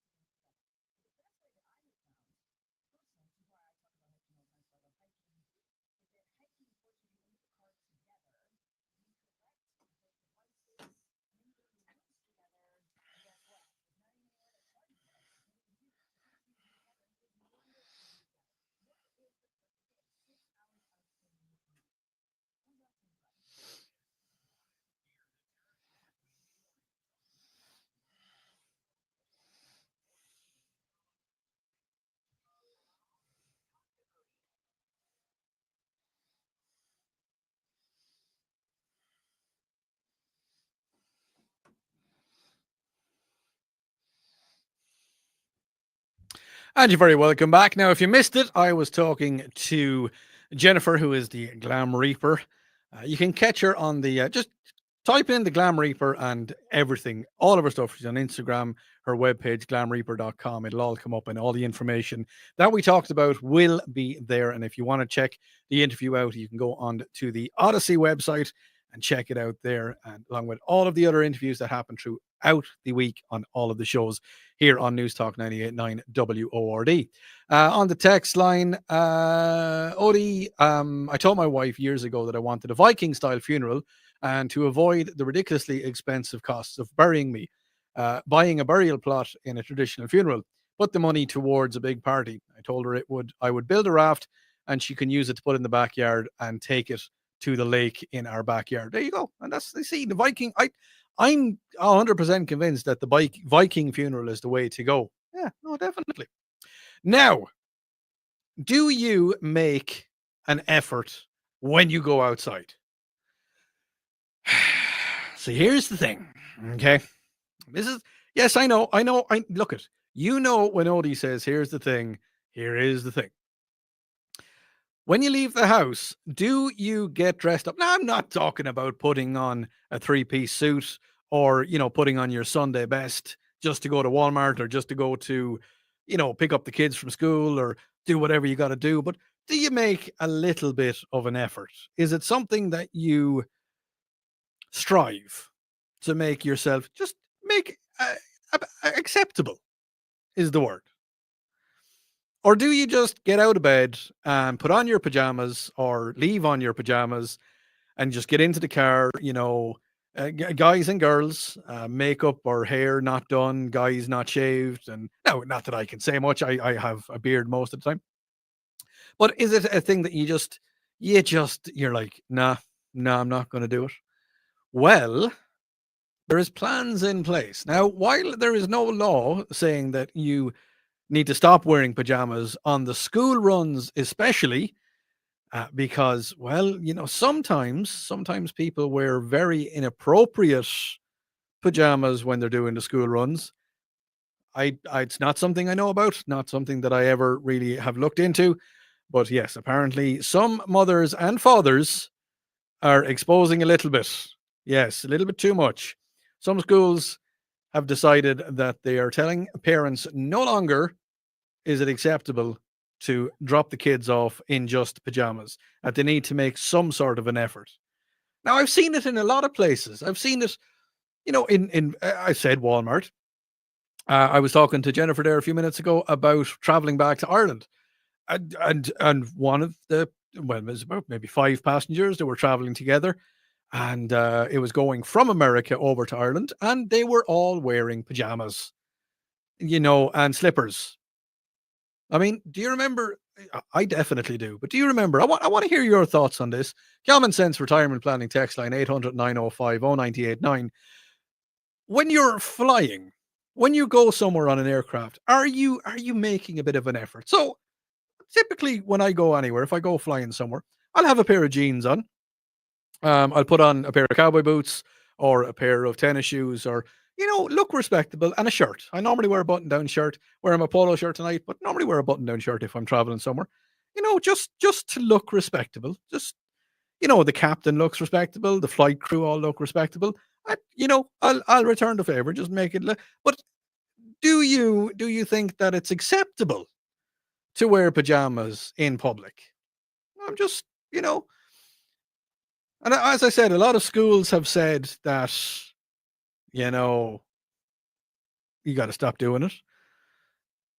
Some superstores like Walmart and some other stores have said, well, it's not acceptable. But I'm just curious. I'm really curious about this. On the text line, Odie, no, I get dressed for everywhere. Society has gotten lazy. Not super dressed, but presentable. And that's the thing as well. Odie, I was made to get dressed to check the mail. I'm 51. Well, you see, listener, texter, there's some laws in place. If you're going to check the mail, you're going out to the mailbox, If you just get out of bed now, I text her. I don't know what you sleep in. Yeah, I don't know how you sleep. I don't want to know. I do not text her. I don't want to know. Do not want to know. But maybe, if you're going to the mailbox, at least put a pair of trousers on. A pair of breeches, pair of shorts. Something to cover. The outdoor plumbing. Yeah, and listen, ladies.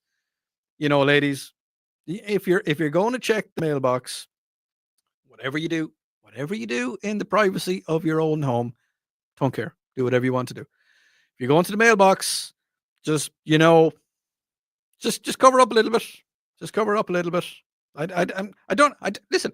I don't care the body type. No, I don't, because I'm a big guy.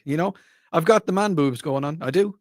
I don't like the look of them. So now, granted, they are getting smaller. No, they're getting smaller. But I make sure if I'm going to the mailbox, I will at least put on a pair of breeches. Yeah, because you can't look at. If you want to walk around the house in what God gave you, that's perfectly fine by me. No problem. Odi, I make a bit of an effort when I go out. I don't leave the house with at least having mascara on.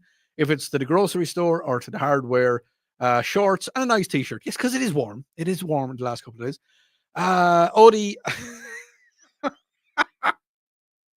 you see, I told you not to tell me what you sleep in. Odi, I sleep with a smile. Fair enough. Okay. Odi, the coffee shop or library gets a casual skirt. Well, fair enough. I wouldn't be caught dead in my pajamas, but then I'm old. Texter, how old is old? I mean, so it's retrospective to how old you are as to how old you feel, because I'm 44 now, yeah, 44, a little bit of gray in my beard.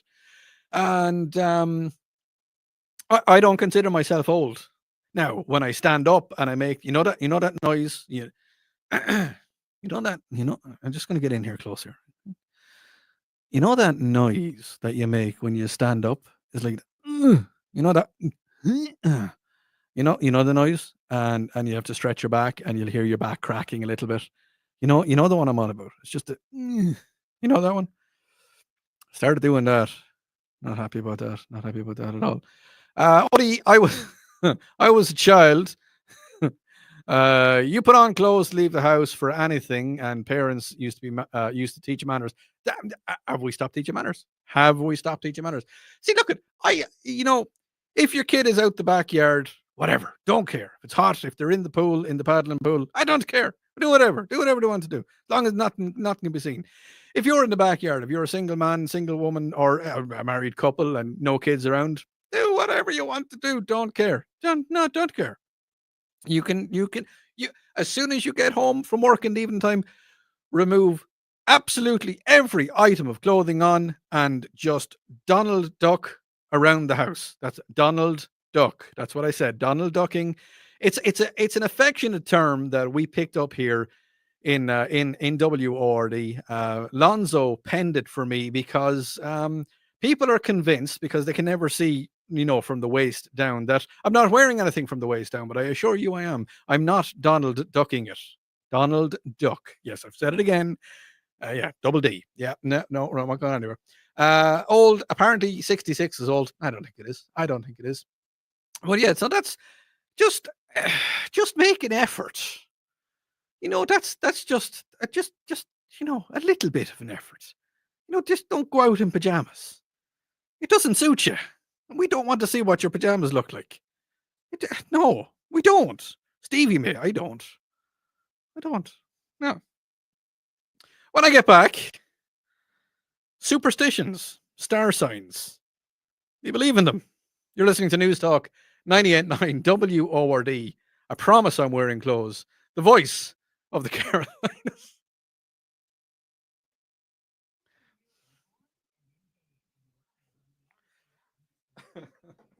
I'm wearing clothes.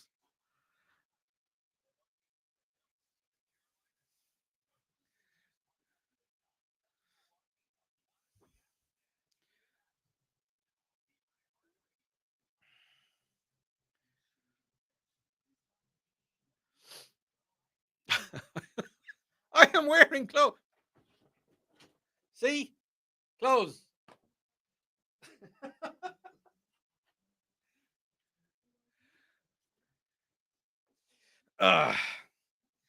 Elizabeth, when I fly, I dress to survive a crash and fire afterward. That's terrible.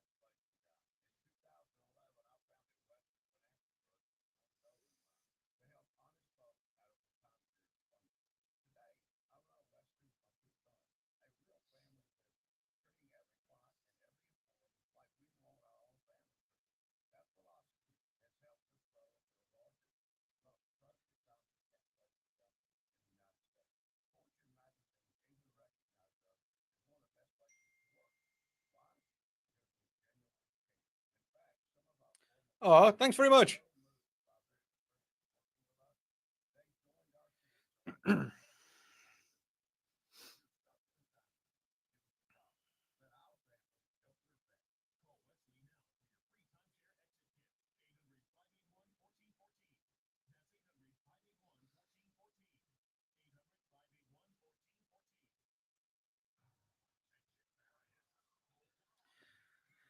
Oh, let's go back to it.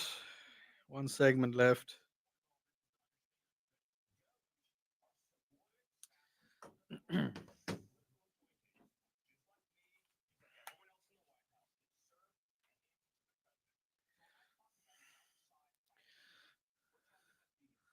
Well, that explains it, Elizabeth.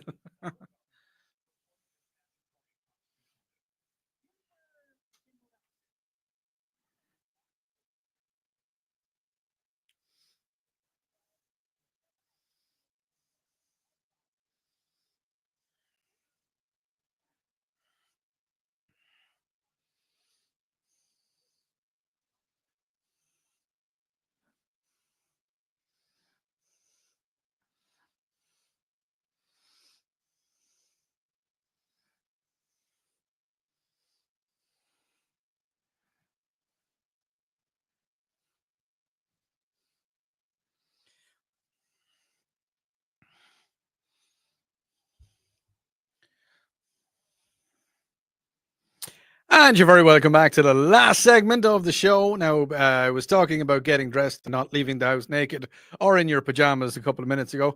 Elizabeth was on the stream. Don't forget, I am streaming live on Facebook, YouTube, and on X. You can get it on the Odi Fitzgerald. Sorry, I was going to spell my name there for a second. Get it on the Odi Fitzgerald Facebook page and on the WORD Facebook page. Also, Elizabeth has been on. She said, Odie, when I fly, I dress to survive a crash and the fire afterwards. Long pants, long sleeves, sturdy shoes, and no synthetic fibers. Synthetics melts and keep on burning on you. Cotton and wool is a better choice. Elizabeth, not going to lie to you on that one. That's great information, but I'm a little bit scared. Just a little bit scared, you know? Oh, yeah. Now, here's one for you. Are you superstitious? Do you walk under ladders? See, I wouldn't say I'm superstitious. I'd say I'm a little stitious. That's terrible. Do you walk under ladders? Do you walk under ladders and, if a black cat crosses your path, do you go home and hide? If you break a mirror, is it 7 years bad luck? And, if you don't wave at a magpie, is your life going to end? I just all of that. Let me know.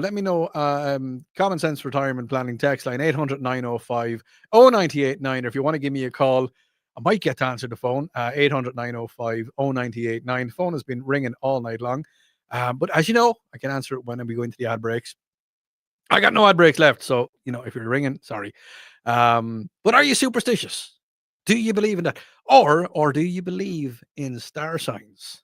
Yes, many people do believe in star signs and in astrology. Now, while scientific evidence does not really support the astrology claims, it remains popular for a few reasons. Personal reasons, relationships, psychology, there's comfort, cultural significance. I was born in March, and the Jupiter was in Uranus or something. I don't know how it works. Jupiter was ascending, and there's lots of different things, and I don't know how it works. But does that mean that because I was born on this certain date that I'm more likely to host a radio show? I don't know. Now, I do know that Bruce Willis was born on the exact same day as me, not the same year. So, maybe that's why I'm so devilishly good looking. All right. Yeah, sorry. I got a little bit carried away there for myself. But yes, a lot of people, Americans, for example, believe in astrology, according to the 2018 research. They done a poll, and there's some of the reasons, the psychological things. People think that astrology can offer a sense of order and a little bit of predictability in the chaotic world. And it's kind of comforting and a little bit of guidance, especially, if there's uncertain times, you can kind of get a little bit of, you can read your star sign. And today, a man with a plan is going to enter your life and show you how to make $1 million in the next 4 minutes. No, it doesn't happen. There is the Barnum effect, and that's where astrology often uses general statements that can apply to many, many people, making individuals feel like the description is utterly and inconsequentially tailored to them. If you're reading the stars, and it's just kind of, you're looking at the stars in the paper or on your daily horoscope, and it says to you, today you're going to wake up. Well, I mean, unless you're going to die, but you haven't read the stars, so it doesn't matter then. But if it says that today you will go outside and drink some water that is given to you by a person, I mean, chances are, unless you're a hermit or you could have some physical disability that enables you not to go outside, but they're all just BS, if you ask me. But that's just me. That's just me. I'm not talking for the entire nation. What? Just some things that I can't. Odi, people that go on the horoscope, people. I'm paraphrasing here because somebody's very angry about it. Odi, that horoscope stuff is a load of and the people that read it are full of okay, so tell me exactly how you feel. Don't sit on the fence on that one, texter.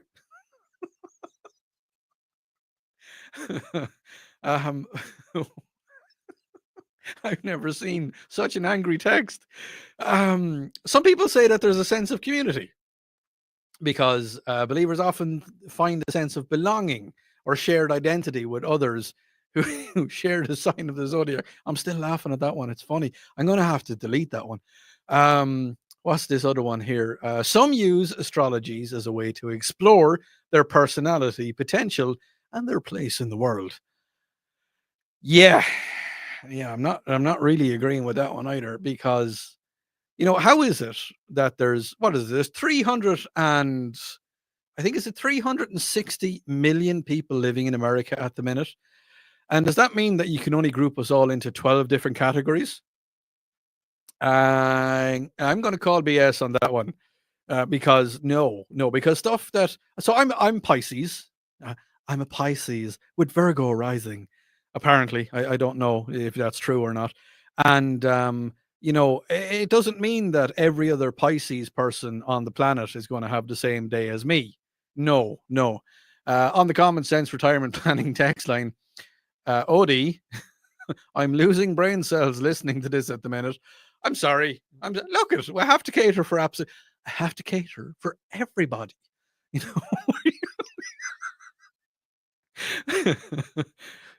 I just look at. I'm not poo pooing on anybody's ideals or ideas. I'm really not. I promise I'm not. But it's kind of the whole thing to me as crystal healing. I don't think it proved me wrong. Get on Common Sense Retirement Planning text line or on the stream 800-905-0989. Have crystals worked for you? If you're at home and you're making a salad and you get out the sharp knife and you're chopping, if you're watching on the stream, this is my chopping motion. Yeah, you're chopping a tomato, and all of a sudden your hand slips and you cut your finger with the really sharp blade. Do you A, go to the medicine cabinet and get a Band-Aid out and put the Band-Aid onto your finger and just say, oh, please stop bleeding? Or do you get a bandage? Or do you go, like, if it's too deep, do you go to the emergency care and say, I done something very silly, I cut my hand. Is there a possibility you could put a few stitches into it? Or do you go and get a quartz crystal and, just rub or let it hover slightly above the cut on your hand, and hopefully the spirits will get into the crystal and they'll heal everything and make everything, happy, and you'll stop bleeding. And if a tiger happens to maul you and rip off one of your arms, it's okay. Get some lavender oil and another crystal, possibly not another quartz crystal, because the first one is covered in blood. And just hover the quartz crystal over your missing limb, and sure enough, it'll grow back very, very quick. Oh yeah. No, my faith in crystals, and look at, I know a lot of people believe in them, but no, I don't. I want to tone it down a little bit. As I talk about it every single week. I'm going to talk about it again today. If you feel that this Irish guy isn't making you laugh enough, and the world is still a little bit of a dark place, I try my best. But if you feel that you need a little bit of help, if you feel that you can't go on, you can. Trust me, this world is a much better place with you in it. I 100% believe that it is. But if you need a little bit of help, you can get help on the Suicide and Crisis Lifeline. It is 988. You can call them or you can text them.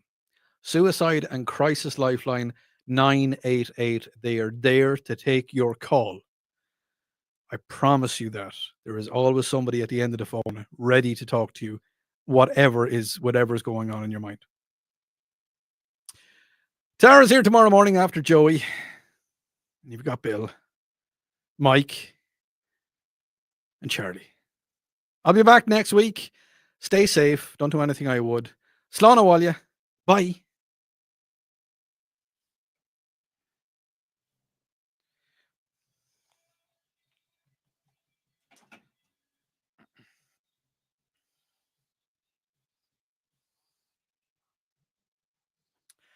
All right, my streamers.